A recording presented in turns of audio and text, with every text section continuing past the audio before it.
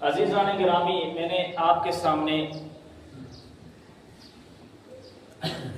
سورہ آل عمران کی آیت کریمہ تلاوت کی ہے، اور اسی طرح جو ہے ایک حدیث مبارکہ جس کے راوی حضرت ابن عمر رضی اللہ تعالیٰ عنہ ہے، جو جامع ترمذی کے اندر روایت موجود ہے۔ آپ حضرات جانتے ہی ہے کہ چونکہ ایام حج چل رہے ہیں اور آج جو ہے حجاج کرام جو ہے حج کی طرف رواں دواں ہیں، اور جن کی قسمت میں اللہ نے حج رکھا ہے ان کو اللہ کی طرف سے بلاوا آ گیا ہے، اور جن کی قسمت میں ابھی تک نہیں ہے تو امید ہے انشاءاللہ ان کو بھی ضرور اللہ تعالیٰ جو ہے بلاوا کریں گے۔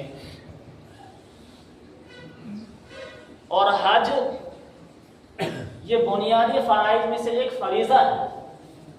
جس طرح بنیادی 5 چیزیں ہیں جو ہمارے اوپر یعنی مسلمان کے اوپر، ہر اس بندے کے اوپر فرض ہے جس نے کلمہ پڑھ لیا ہے، جس نے لا الہ الا اللہ محمد رسول اللہ صلی اللہ علیہ وسلم پڑھ لیا، زبان سے ادا کر لیا، تو اس کے اوپر بنیادی طور پر 5 چیزیں فرض ہیں۔ نمبر 1 ان میں سے شہادت ان لا الہ الا اللہ، اس بات کی گواہی دینا کہ اللہ کے سوا کوئی معبود نہیں، وَأَنَّ مُحَمَّدَ رَسُولُ اللَّهِ، اور اس بات کی بھی گواہی دینا کہ محمد صلی اللہ علیہ وسلم اللہ کے رسول ہیں۔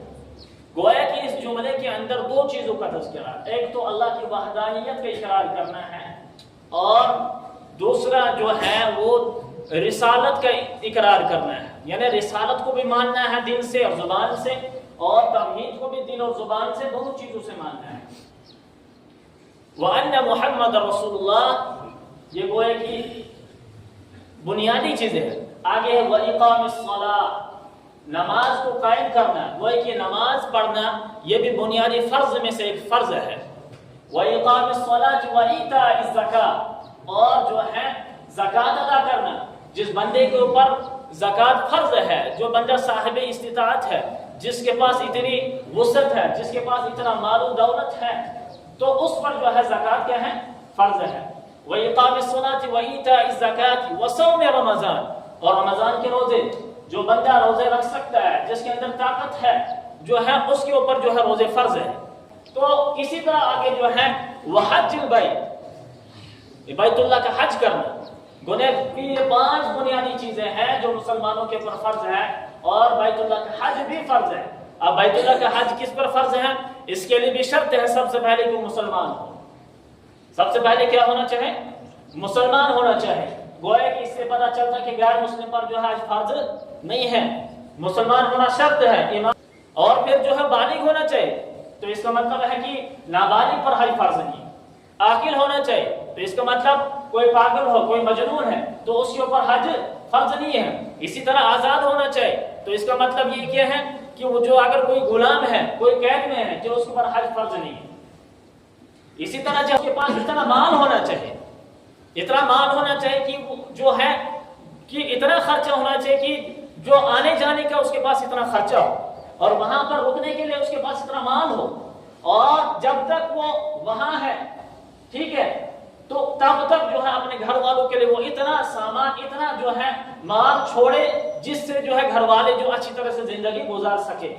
جب جس بندے کے پاس اتنی وسعت ہو، اتنا مال ہو، تو اس بندے کے اوپر حج فرض ہے۔ تو اس بندے کے اوپر کیا ہے؟ حج فرض ہے۔ اسی طرح راستے کا معمول ہونا چاہیے، یعنی راستہ جو ہے معمول ہونا چاہیے کہ یہ راستے میں خطرہ نہیں ہونا چاہیے، ڈاکو نہیں ہونے چاہیے، کچھ مطلب راستے میں کوئی ایسی چیزیں نہیں ہونی چاہیے جس سے جو ہے حج کرنے والے کو کوئی رکاوٹ پیدا ہو، تو راستے کا معمول ہونا بھی ایک شرط ہے۔ اور اسی طرح وہ بندہ جو ہے نا صحت مند ہونا چاہیے۔ کوئی بیچارہ بزرگ ہے، بوڑھا ہے، وہ چلنے کی ہمت نہیں رکھتا ہے، اس کو نظر ہی نہیں آتا ہے، اس کی آنکھیں وہ بیچارہ نابینا ہے، اب وہ حج کیا کرے؟ وہ بیچارہ گھر میں نہیں چل سکتا ہے، تو وہ وہاں حج کیا کرے گا؟ وہ وہاں ارکان حج کیسے ادا کر سکتا ہے؟ افعال حج کیسے ادا کر سکتا ہے؟ اسی لیے صحت مند کا ہونا بھی ضروری ہے۔ بنیادی جو کچھ چیزیں ہیں جو ایک یعنی اس بندے پر ضروری ہے جس کے اوپر حج فرض ہے۔